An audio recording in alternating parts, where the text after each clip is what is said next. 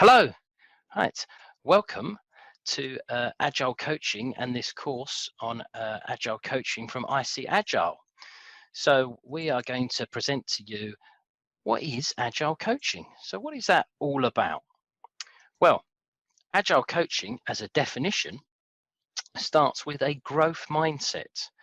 And this growth mindset is described by 4 values and 12 principles. It's manifested with an unlimited number of practices. But that's what it is as a whole. What's the point of doing it? Well, we need some outcomes. We need some outcomes of why be agile. So we have the outcomes of customer satisfaction. Customers love their products. They don't just like them. We don't say, I like my car, I love my car, I love my holiday, I love my smartphone. And we might need some money to pay the bills. Yes, bills come in, so we need some revenue. And also, we want to have some experimentation go on. So if we experiment, we know that we can innovate, we can develop new ways of learning, thinking, and new products. That's the outcome of being agile.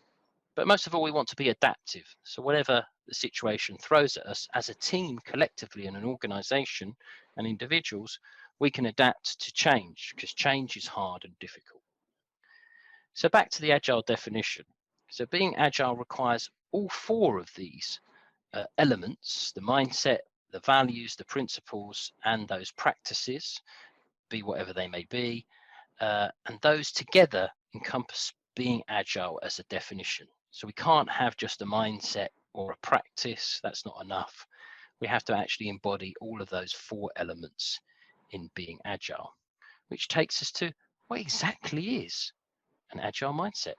So we've narrowed down the agile mindset based on Steve Denning's work that he wrote a while ago and put these into beliefs. And so the beliefs fit in between the values and the mindset. So the values make up your beliefs make up your mindset. And when multiple people have a similar mindset, then that starts to create the culture within your area. So the first belief is the customer belief. This is the belief that the be all and end all of what we do at work is to serve our customer. Now, we're not naive here. We understand that most organizations want to make profit. You know, there is some not-for-profit organizations that have other causes. But this is the realization that if you just focus on short-term profit, then guess what happens after a while? That profit soon starts to go down. Whereas if you focus on the long-term sustainability of customer needs, you're much more likely to create a sustainable organization. Now, as we were talking earlier, these do link to values. So in this case, we've got the customer collaboration over contract negotiation and the principles as well. And a principle is like a guiding rule to follow. So it's like a guide or a rule. In Agile, we call them principles. So the principle here is our highest priority is to satisfy customers through early and continuous delivery of valuable solutions.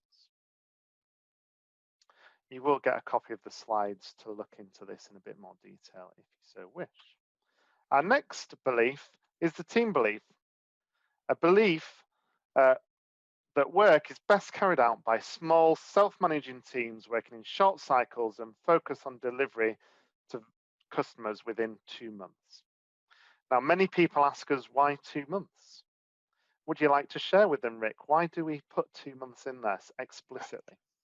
Well, it's a principle in the manifesto. So we need to release every 2 months or less, with the emphasis on the lower frequency end, which is probably weeks. And we need to do that because it's actually in the manifesto and it gives us a smart metric so we know where we are. So it allows us to measure where we are in actual tangibles of delivery from an outcome from being agile. The other thing that's really important here is believing that the sum of the team is greater than the sum of the individuals. Now, for whatever reason, if that isn't the belief or the rule, then this isn't going to apply to you, and you're really going to struggle to get those benefits that we talked about early on about being able to respond to customer needs quickly. If it's more efficient to have people individual, then that's more of the lean mindset, which may be useful, but is different to the agile mindset that we're talking about here. Again, there is a value from the Agile Manifesto, slightly adapted. The whole team responds to change over following a plan. And again, we have our principle there, building outcomes around motivated individuals. And give them the environment and support they need and trust them to get the job done. There's two principles there to consider. And then we have the evolution belief, which is my personal favorite out of all of them. And this entails a belief that we should be continually looking, not just now and again, but continually looking to remove bureaucracy, waste, and reduce top-down hierarchies in order to operate as an interacting network of teams, all focused on working together to deliver relentless value to customers. And this is important when we go back to our definition of why be agile, which is that ability to respond to customer needs quickly, because that is how you're going to be able to do it. By empowering teams to be able to make decisions quickly is going to speed them up, give them the ability to respond. Removing bureaucracy is going to speed things up again. Common things that we see in Agile here is how do we release into production? So if it's going to take us a long time to release into production every time, then the cost and the ability to be able to respond to customer needs quickly is going to be hugely impacted. Values here include individuals and interactions over process, tools, and methodologies. Often Agile is referred to as a methodology, whereas we see it as a mindset encompassed into those why and those outcomes that we talked about. And the principles include business people and developers must work together daily throughout the project. So this is important because we need to personally embodify the agile mindset, values, and principles as a key component of being an agile coach. And this can only be gained through real world experience. So bit disappointing maybe if you think you can just do this course or this program with us and suddenly you're an agile coach. Unfortunately, that's not the case. We truly believe in individuals and interactions, so we have to have those individuals interactions, and they have to be over time. And even if you did them with one set of people over time, they would probably most likely be very different with a different set of people over time, or even straight away, because wonderfully we live in a diverse world, and that's great, but that also has the challenge of things will be different, and therefore we need to have those difference of experiences just to even compare them. Even if we're successful in each and every situation, we still need to have that difference to compare them, so we can apply some scientific endeavor to it and improve ourselves and improve others and help them become the best that they can be, John. Yeah, so we might think that we've got this agile mindset covered in one context, and then we take that into a different organization or a different part of our life, and we realize that we're still on that journey. My example that I talk about is the gym. I've got quite a fixed mindset when I go to the gym. I like to do a set route around, and if someone's on my piece of equipment that I always go on, then I'm going to be very grumpy. I might even wait for them to leave before I go on it. And what I did to try and improve my mindset in this area is hire a coach, a personal instructor who can help and support me and try and move me more to the agile mindset that we talk about, or the growth mindset. Have you got an example, Rick? Yes, I have. It's well known, isn't it, John? So well known by those that know you. Yeah, I definitely have a fixed mindset when it comes to food. It's so fixed. I know what I like, and I like what I know. So you can't get more fixed than that. Yes, and it's also very bland and not very exciting. So as a result, this can be quite disappointing for others when they go out and go, oh, let's try this new restaurant and let's try some of the new wonderful dishes in the restaurant. And I'll go, no, because it's not for me.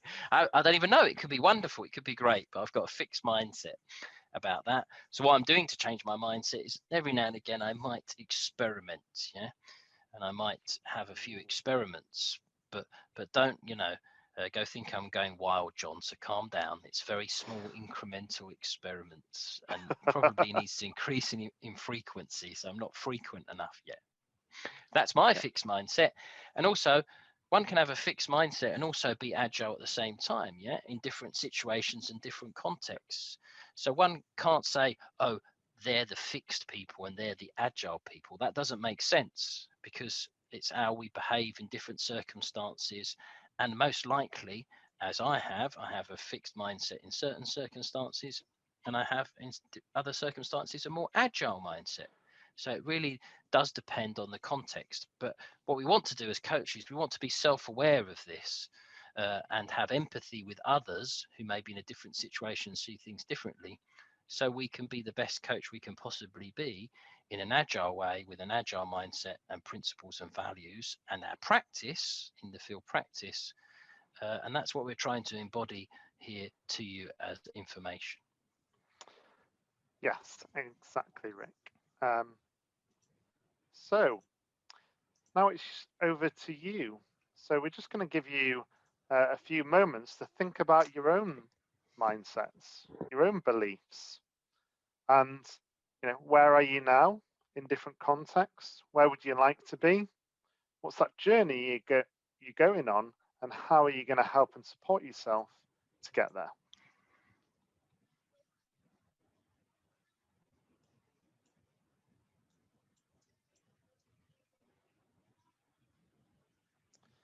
If you need a bit longer, then you can always pause the video. And we're going to move on, now that we've defined what Agile is, to what is Agile coaching. Now, this definition is part of the work I've been doing with the Agile Alliance on the Agile coaching ethics. And one of the things that surprised us was that the Agile Alliance don't actually have a definition of Agile coaching. So before we could talk about ethics, we needed to start to define what it is. And so we've taken that definition and we've made a couple of adaptations, because we're still evolving, as the definition says, to suit the context of this course.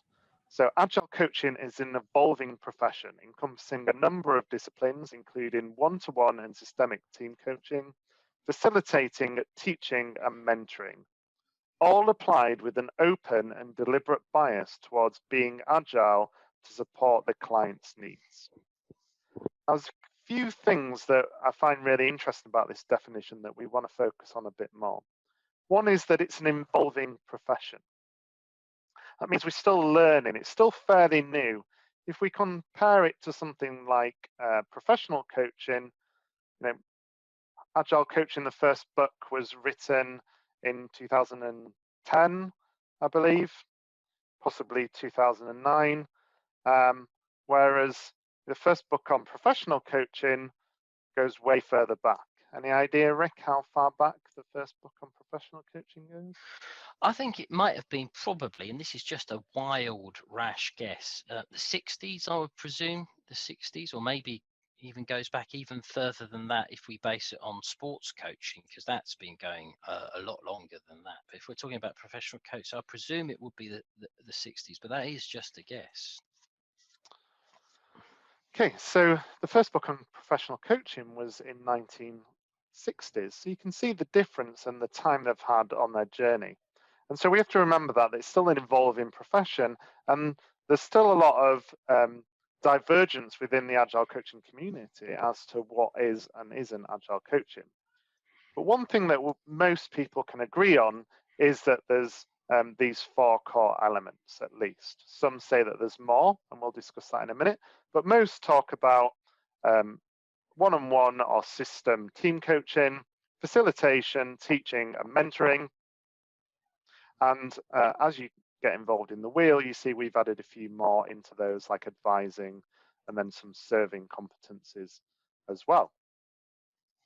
The other thing that's quite interesting, because we talk about coaching, is that we're explicitly saying that we've got a deliberate bias towards an approach. We're saying we've got a deliberate bias towards being agile. And this could seem and put you in some kind of contradiction. Now, the way I view this is that yes, we have got a deliberate bias towards Agile, but as part of working with our client, so should they. So you can only coach people with permission, and for Agile to work, the organization really needs to want to be Agile because it's hard.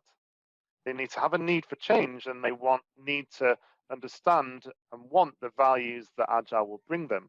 So we have got this deliberate bias, but it's based on the assumption that the client also supports that bias towards Agile as well. Finally, we started talking about the wheel already. The next piece of the pre-work will be to review your Agile Coaching Growth Wheel.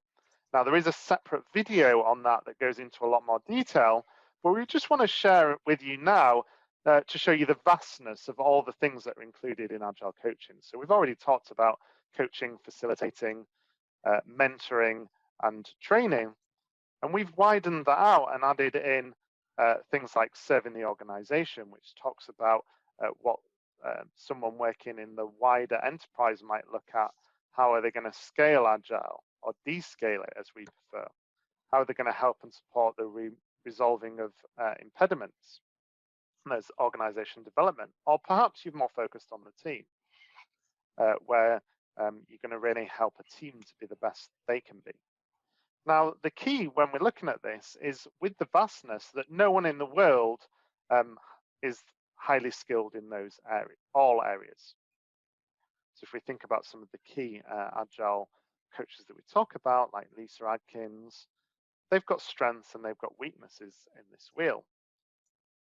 And then we could look at someone like Craig Larman, and again, there's clear strengths in advising and probably a little bit weaker in the coaching area.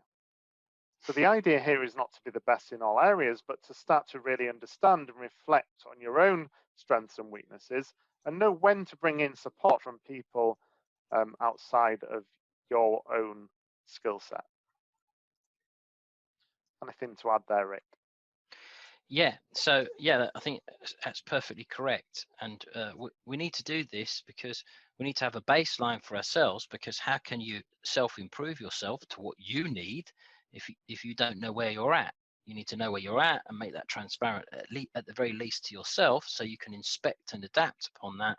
And that's where you can improve over time and become the best that you could possibly be, and help others because you've become the best that you can possibly be, so they too can become the best that they can possibly be. This is where the value add comes in, from self-reflecting and baselining and inspecting and adapting in the agile way, for being an agile coach and coaching agile.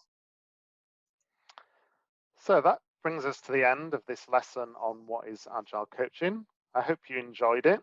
And if you have got any questions, please feel free to email talk@agileaffinity.com, where we'll respond and answer any of those queries that you've got.